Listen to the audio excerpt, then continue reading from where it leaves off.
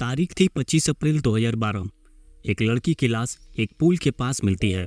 जब इस बात की खबर पुलिस को दी जाती है तो पुलिस मौके पर पहुंचकर जांच शुरू कर देती है।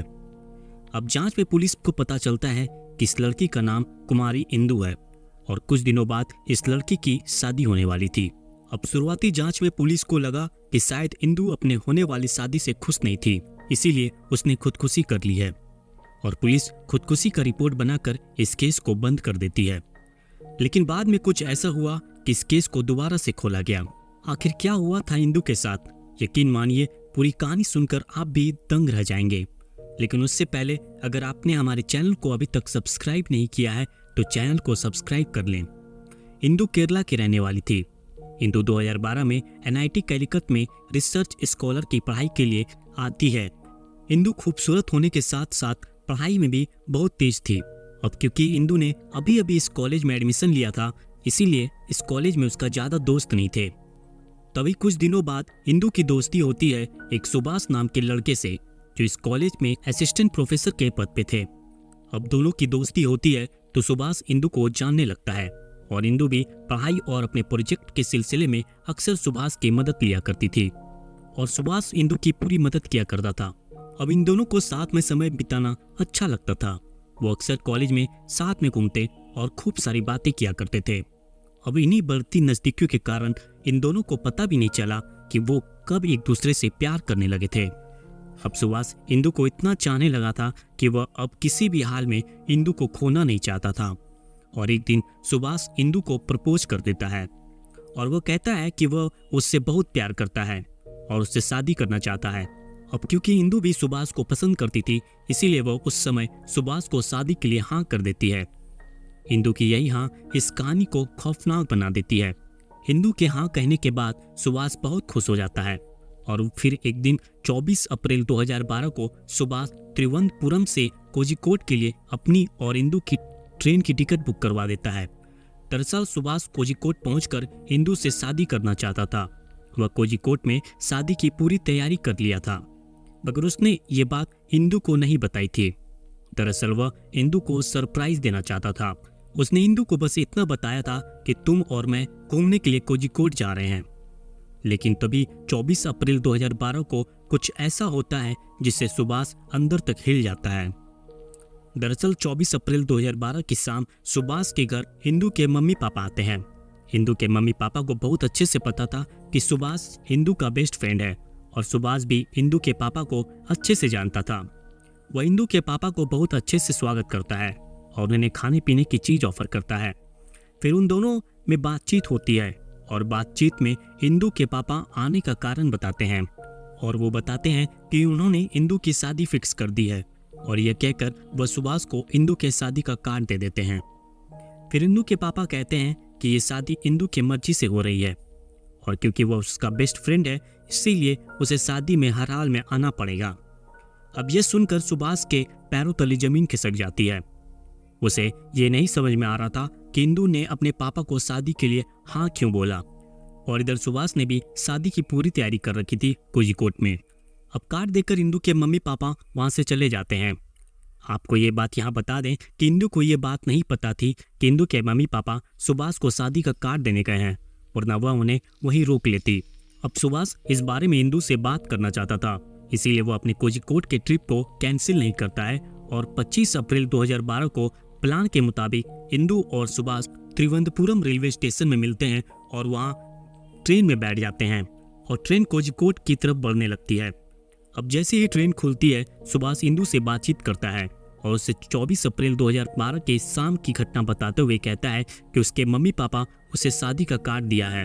अब ये सुनते ही इंदु चौंक जाती है और फिर सुभाष बताता है कि वह कोझिकोड उससे शादी करने के लिए ही जा रहा है और उसने शादी का पूरा इंतजाम कर लिया है और कोर्ट मैरिज के लिए रजिस्ट्रेशन भी करवा रखा है। अब इतना सुनकर इंदु बोलती है वह शादी अपने मम्मी पापा के मर्जी से ही करेगी और उसके मम्मी पापा कभी भी किसी दूसरे कास्ट वाले लड़के से शादी नहीं कर सकते।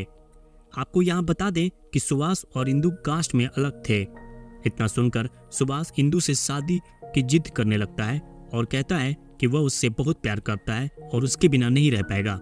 इतना सुनकर इंदु को गुस्सा आ जाता है और वह सुभाष पर जोर से चिल्लाने लगती है। अब इन दोनों की बहस बहुत बढ़ जाती है और सभी लोग ट्रेन में आसपास जो बैठे थे इनकी तरफ देखने लगते हैं और इनकी बात सुनने लगते हैं। और ऐसा देखकर सुभाष और इंदु ट्रेन की गैलरी से होते हुए गेट के पास आ जाते हैं। इस समय रात के करीब 2 बज रहे थे और इंदु ट्रेन में बिल्कुल गेट के पास खड़ी थी और इस समय वहां इन दोनों के सिवा कोई नहीं था। अब सुभाष इंदु से आखिरी बार पूछता है कि वह उससे शादी करेगी या नहीं और इंदु ने साफ मना बोल दिया। यह सुनकर सुभाष को इतना गुस्सा आ जाता है कि वह रात के 2 बजे जब ट्रेन प्रयाग नदी के पुल से गुजर रही थी तो वह उस ट्रेन से इंदु को धक्का दे देता है और जैसे ही इंदु नीचे गिरती है उसका सिर पुल के खंभे से टकराता है और इंदु सीधे नीचे पानी में गिर जाती है। अब सुभाष डर जाता है और वह अगले स्टेशन में उतरकर अपने घर वापस चला जाता है। अब अगले दिन जब इंदु के पापा उसे फोन करते हैं तो उसका मोबाइल स्विच ऑफ आ रहा था।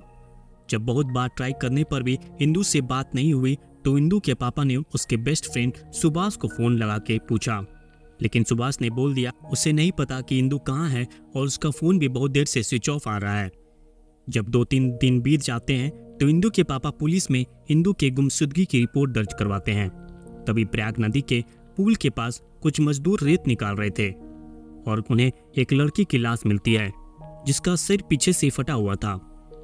अब पुलिस वालों को इसकी खबर दी जाती है और जांच में पता चलता है कि ये इंदु की ही डेड बॉडी है और फिर पुलिस वाले इसका पोस्टमार्टम करके इंदु के फैमिली को सौंप देते हैं। अब पुलिस वाले इस केस को खुदकुशी बता के इस केस को बंद कर देते हैं, लेकिन इंदु के पापा को ये बात हजम नहीं हो रही थी कि इंदु ने खुदकुशी की होगी, क्योंकि ये शादी इंदु की मर्जी से ही हो रही थी।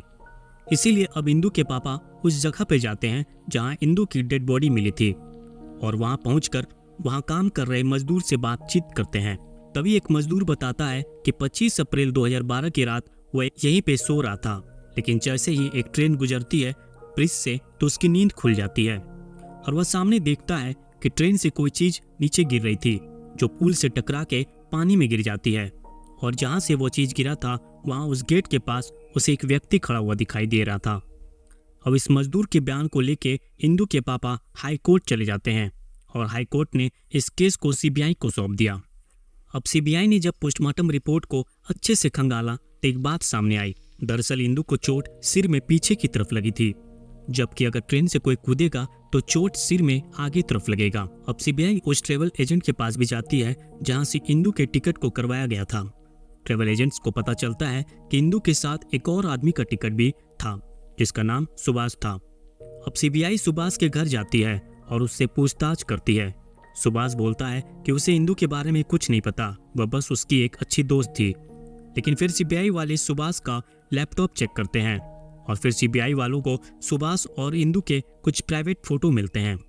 अब सीबीआई सुभाष से सख्ती से पूछताछ करती है और फिर सुभाष टूट जाता है और सीबीआई को बताता है कि वह इंदु से बहुत प्यार करता था, लेकिन जब इंदु उससे शादी करने के लिए मना बोल दी तो उसे लगा कि इंदु ने उसका यूज किया है और वह गुस्से में आकर उसे ट्रेन से धक्का दे दिया। तो दोस्तों, आज सुभाष अपनी सजा जेल में काट रहा है। वैसे आप क्या सोचते हैं इस कहानी के बारे में? अपनी राय कमेंट में जरूर बताइएगा। तब तक के लिए इजाजत लेना चाहूंगा। धन्यवाद।